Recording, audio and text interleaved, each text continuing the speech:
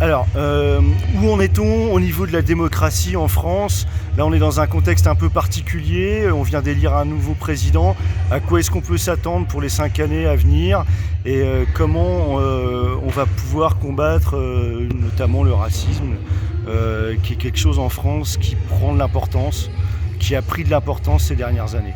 Alors, il y a plusieurs questions en une. D'abord, nous sommes dans un contexte effectivement assez particulier parce qu'il y a un président élu pour la deuxième fois et bien plus que la première fois à défaut, puisque une moitié de ses électeurs et électrices votaient avant tout, pas pour lui, mais pour faire barrage donc contre une autre candidate.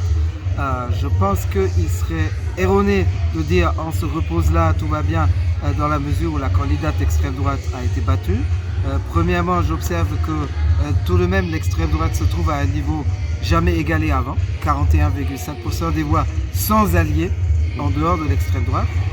Deuxièmement, il y a des élections intermédiaires, il y a des élections législatives, il y aura des élections régionales. Troisièmement, évidemment, outre les scores électoraux, il y a aussi l'influence des idées qui s'ancrent dans la société qui compte.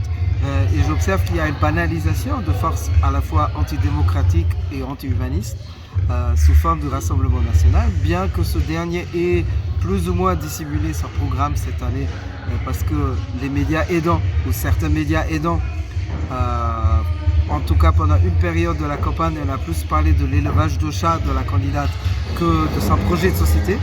Toujours est-il qu'il y a pas forcément une adhésion, mais une banalisation de ce programme et de ce projet de société qui augmente.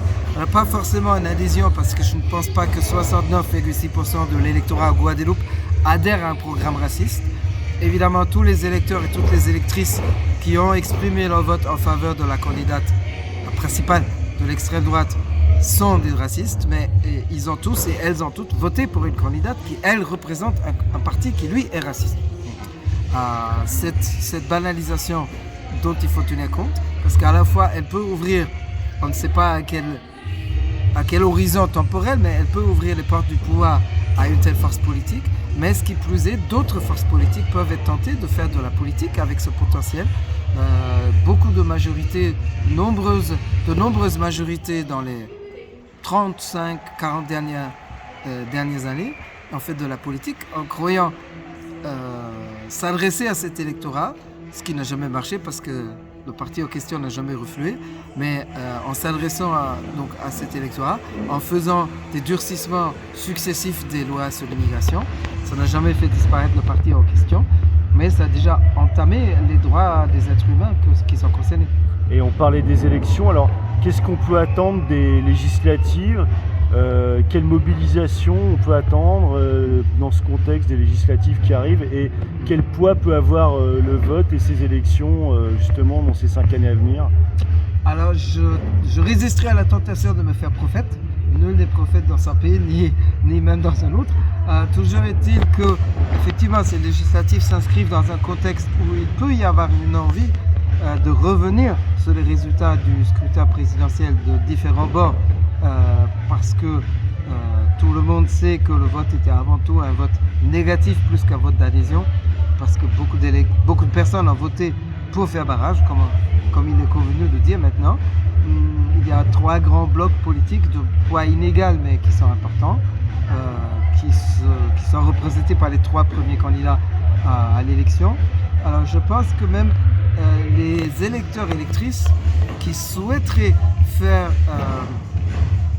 en sorte que les législatives produisent un autre résultat que la présidentielle sont majoritaires, sauf que cette majorité est scindée en 2 blocs, un à droite de la majorité actuelle, l'un à gauche, ce qui veut dire que ce n'est pas clair vers où la balle va tomber. Toujours est-il qu'il est aussi possible qu'il n'y ait pas de majorité stable et qu'il y ait un vote dans une future Assemblée nationale par thème. Et donc autant ça peut ouvrir un peu de liberté pour le jeu démocratique, autant je dis attention au contenu et attention notamment aux lois qui seraient adoptées, pour certaines, avec une majorité qui inclurait l'extrême droite, et attention au prix qu'on ferait ainsi payer aux personnes qui seraient victimes de ces lois et qui risquent en tout cas d'être des lois discriminatoires et aux sécuritaires qui font payer un prix lourd aux libertés.